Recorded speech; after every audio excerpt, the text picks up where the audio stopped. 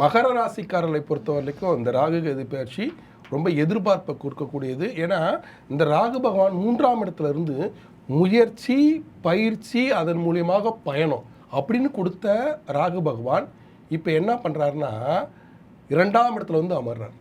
2ஆம் இடத்துல அமர்வது என்பது மிகப்பெரிய சிறப்பு. தனக்காரனாக உட்காந்துருவார். அப்போ தனக்காரனாக உட்காரும்போது இடமாற்றம், தொழில் மாற்றம், வருமானம், திடீர் பயணம், திடீரென்று லாபம், அதே திடீர்னு உடம்பும் சரியில்லாமல் போடும். அடிவயிறு பிரச்சனை, பெண்களாக இருந்தால் பீரியட்ஸ் பிரச்சனை, குழந்தை பேரில் சிக்கல், இதெல்லாம் கொடுத்தாலும் மிகப்பெரிய வளர்ச்சியை கொடுப்பாரு. அதே மாதிரி மகர ராசி பெண்களாக இருந்தால் அவர்களுக்கு நாகதோஷம் இருந்தால் கண்டிப்பாக இந்த ராகுகேது பேச்சில் திருமணத்தை செய்து வைத்து விடுவார். ஏன்னா 7.5 சனியில் இருந்தாங்க. இப்போ 7.5 சனி முடிவுக்கு வருது. முடிவுக்கு வந்து திருக்கணித பஞ்சாங்கப்படி முடிஞ்சிச்சு. வாக்கிய பஞ்சாங்கப்படி அடுத்த வருஷம் தான் முடியுது. அப்போ நகர்றார்.